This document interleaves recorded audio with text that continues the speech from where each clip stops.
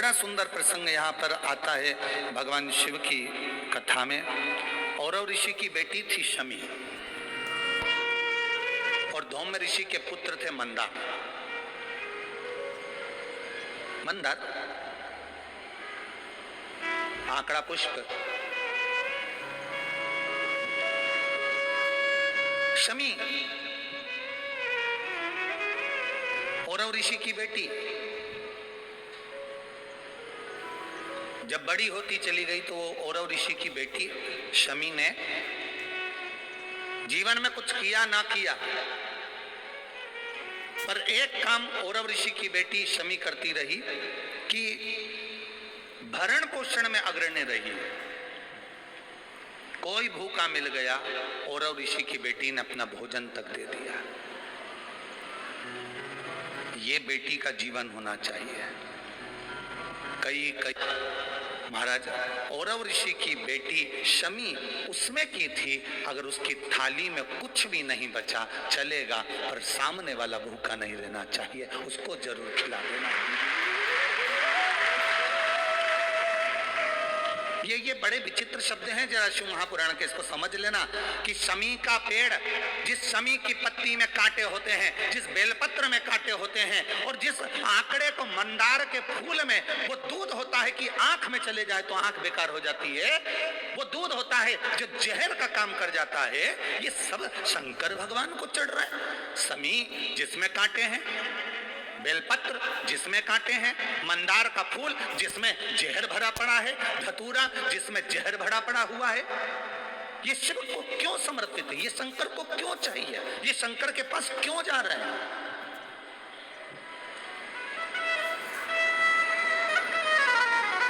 क्यों? उसका एक कारण है, सत्य बोलने वाला हमेशा बुरा होता है, हमेशा बुरा होता है। और वो सत्य बोलने वाला व्यक्ति, शमी कांटों में रमी हुई है, लदी हुई है, पर भाव शुद्ध है, उसका भाव गड़बड़ नहीं हुआ उसका। मंदार धौम्य ऋषि का पुत्र, यह आंकड़ा मंदार धौम्य ऋषि का पुत्र। कई लोग पूछते हैं, गुरुजी आपने एक बात कही कि तुमरुका जी का नाम लेकर सफेद आंकड़े की जो जड़ होती है, शिव जी का उसका स्मरण कर कर 21 बार कमर में बांधा जाता है। उसको नारी का जो रजो धर्म होता है उसके कौन से दिन? 7वें दिवस। क्या इतना उस मंदार का उस इतना वर्णन होता है उस सफेद आंकड़े? तो यहाँ शिव कथा कह रही है, शमी कांटों में रहकर भगवत भजन कर रही है, और मंदार जो स्वयं धौम्य ऋषि के पुत्र हैं, वो साधारण नहीं है। धौम्य ऋषि का पुत्र मंदार, वो आंकड़ा साधारण नहीं है, वो आंकड़े की जड़, वो आंकड़े का पुष्प साधारण नहीं, मंदार का पुष्प साधारण नहीं, शिव भक्ति के अंदर लिए शिव। महाराज मंदार शौनक ऋषि के यहाँ पर विद्या अध्ययन करने के लिए गए। अब धौम्य ऋषि के पुत्र जब विद्या अध्ययन करने के लिए शौनक बाबा के यहाँ जाते हैं, शौनक ऋषि के यहाँ पहुंचते हैं, तो एक बार भुषुंडी ऋषि, अब भुषुंडी ऋषि जो किसी देवता को नहीं मानते, कहीं नहीं जाते, केवल एक जगह पर ही आराधना में लगे रहते हैं, और वो श्री गणेश जी महाराज की आराधना करते, केवल गणेश जी की आराधना करते, बाकी के कहीं नहीं जाते वो भुषुंडी ऋषि। अब भुषुंडी ऋषि जो गणेश जी की आराधना में लगे रहते, समय बीतता गया।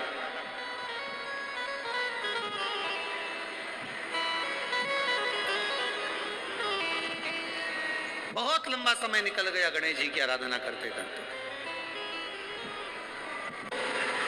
आज भुषुंडी ऋषि आए और भुषुंडी ऋषि जैसे ही आए गणेश जी की आराधना में लीन है, भगवान की भक्ति में लीन है, कोई मतलब नहीं किसी से, अपनी आराधना, अपना तप, अपनी साधना और उसका बल, इसके सिवा कुछ नहीं जानते भुषुंडी बाबा।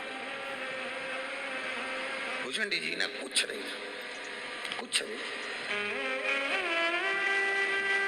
ऐसी तप साधना श्री गणेश जी महाराज की करी। गणेश जी प्रसन्न हो गए और उनके प्रसन्न करने के लिए भुषुंडी बाबा के ऊपर गणेश जी यूं ही नहीं प्रसन्न हुए, भगवान देवाधिदेव महादेव ने स्वयं ने भुषुंडी बाबा के लिए, भुषुंडी ऋषि के लिए देवाधिदेव महादेव ने गणेश जी से कहा कि ये भुषुंडी ऋषि के पास जाओ, इतने सालों से तप कर रहे हैं, आराधना कर रहे हैं, कोई तो कर दो, जाओ तप साधना के लिए, उनको प्रसन्न होकर वर दीजिए। भुषुंडी बाबा के पास में, भुषुंडी ऋषि के पास में श्री गणेश जी महाराज पहुंच गए और गणेश जी महाराज ने भुषुंडी ऋषि को देखकर तुरंत कहा, आपको क्या वर दूं मैं? शिव महापुराण की कथा कर रहे हैं। मंदार,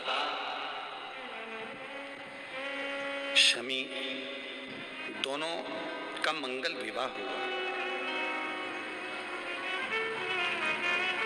मंदार और शमी दोनों का मंगल विवाह हुआ, दोनों का मंगल विवाह।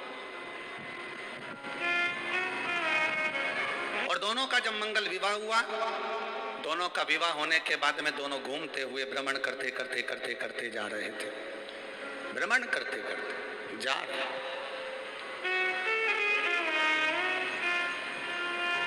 और भ्रमण करते करते जब दोनों जा रहे थे, वहीं से भुषुंडी जी निकल कर जा रहे थे, जिन भुषुंडी जी ने भगवान गणेश जी की आराधना करी, खूब आराधना करी, खूब दिल से, इतनी आराधना करी कि गणेश जी महाराज प्रसन्न हो गए, प्रकट हो गए। मांगो तुम्हें क्या चाहिए महाराज जी, बस केवल इतनी सी कृपा कर दो कि मैं आप तो नहीं बन सकता और आप में नहीं बन सकते, पर आपका जो स्वरूप है, ये स्वरूप थोड़ा सा शीश का मुझे दे दो। केवल एक भुषुंडी ऋषि ऐसे थे जिनका शीश गणेश जी जैसा था, भुषुंडी ऋषि।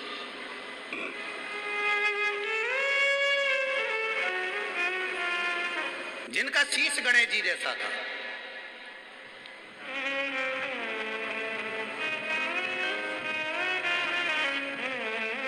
और जिनका शीश गणेश जी जैसा।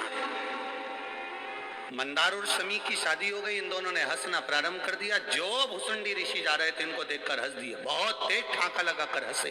हंसे, दुख हुआ, हृदय में चोट पहुंची, हृदय दुखित हुआ, हृदय द्रवित हुआ, हृदय में दुख हुआ, द्रवितता। और जब हृदय में दुख हुआ, द्रवितता हुई, कुछ दुख हृदय में जब हुआ, तब भुषुंडी बाबा ने क्रोध में आकर कह दिया, ए मंदार, शमी, मैं तुम्हें श्राप देता हूं। मंदार और शमी, मैं तुम्हें श्राप देता हूं कि तुम दोनों जड़ हो जाओ, वृक्ष हो जाओ। शमी, मंदार वृक्ष के रूप में हो गए, खड़े रहे, विनती करते रहे, ये श्राप ठीक नहीं, कृपा करिए, कृपा करिए, दया करिए, करुणा करिए। तब देवाधिदेव महादेव कहीं देखिए,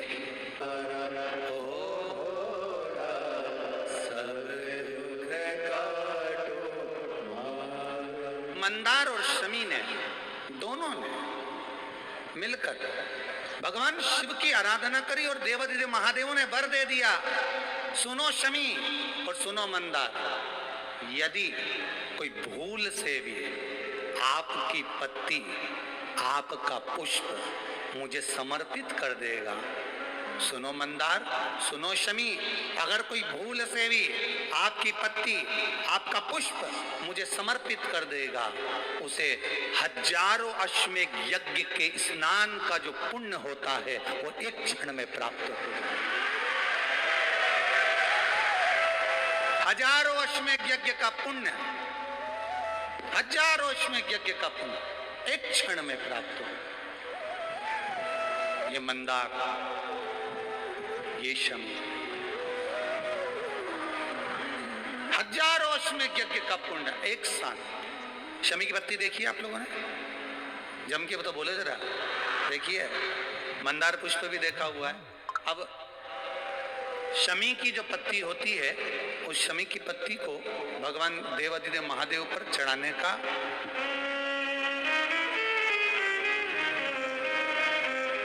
शमी की पत्ती जो होती है, उस शमी की पत्ती को चढ़ाने का एक नियम भी होता है। थोड़ा सावधानी से सुनना इस नियम को, जो आपके जीवन को सार्थक बना सकता है।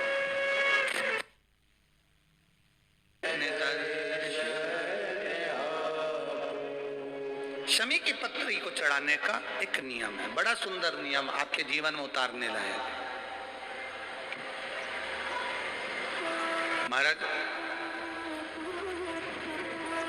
जब सारा श्रृंगार मेरे देवाधिदेव महादेव का हो जाए, बहुत ध्यान से सुनना, ये प्रसंग आया नहीं पहले, आज अगर कुबेरेश्वर बाबा की पावन धरा पर ये प्रसंग निकला है तो उसको ध्यान से सुनिए, भाव से सुनिए। पत्ती, शमी की जो पत्ती होती है, उस शमी की पत्ती को कब फल क्या होता है वो भी अपन समझ लें उसको। शमी की पत्ती, संपूर्ण स्नान भगवान का हो जाए, संपूर्ण स्नान। आप समझे उसको, जैसे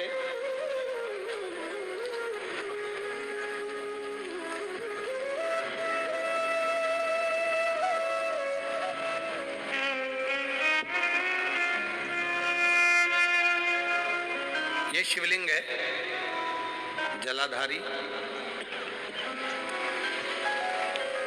जल निकल कर जाने का स्थान, गणेश, कार्तिकेय, अशोक सुंदरी, जलाधारी मतलब माता पार्वती जी का हस्त कमल, शिवलिंग, शिव का स्वरूप, ऊपर जो जलाधारी लगी है उसमें से एक एक बूंद जो पानी नीचे गिर रहा है, जो पानी नीचे गिर रहा है, शिव जी की बेटियां जया, विषहरा, शामली बारी, दौतली, देव, शिव जी की पुत्री बेटियां। अब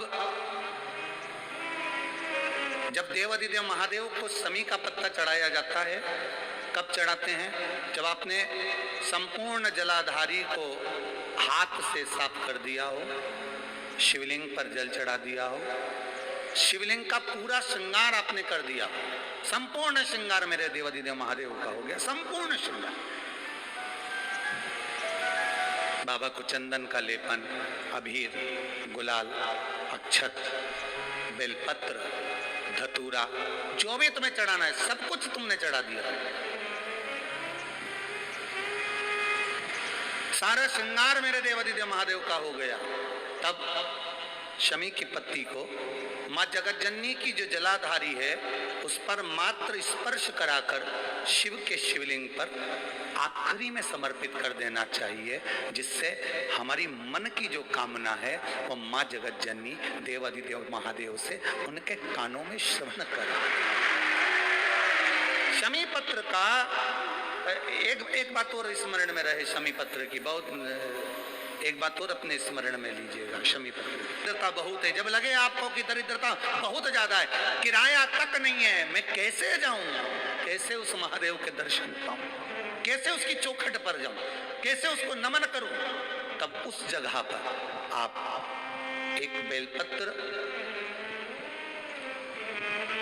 जहां से जलाधारी बहती है उधर एक बेलपत्र, जहां जलाधारी के ठीक विपरीत की स्थिति में, और 7 शमी पत्र मेरे महादेव के ऊपर, केवल आपके हृदय की बात कहते हुए शमी पत्र और बेलपत्र इस तरह से समर्पित। पहले ध्यान रखना, पहले पूरा श्रृंगार, स्नान, पूजन, चंदन, अक्षत, गुलाल, अबीर सब हो जाए, उसके बाद की बात है ये, उसके बाद की बात।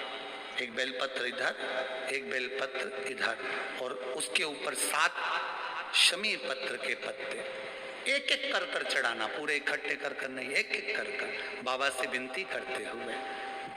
कांटों से भरी हुई शमी है, जिसको तूने निहाल कर दिया। मेरी जिंदगी भी कांटों से कम नहीं है, मैं जानती हूं तू मुझे भी निहाल कर देगा, तू मुझे भी निहाल कर देगा। खा एक मंदार एक शमी, दोनों में बल हो, दोनों में बल है। करो शिव की आराधना, जितना फल बेलपत्र को चढ़ाने पर प्राप्त होता है, जितना फल बेलपत्र को शिव को समर्पित करने पर प्राप्त होता है, वैसा ही मां पार्वती जी ने, देवाधिदेव महादेव ने शमी को, जो कि औरव ऋषि की पुत्री हैं, मंदार जो कि धौम्य ऋषि के पुत्र हैं, इनको स्वयं शिव ने वर प्रदान किया है। शिव ने, भगवान शंकर ने।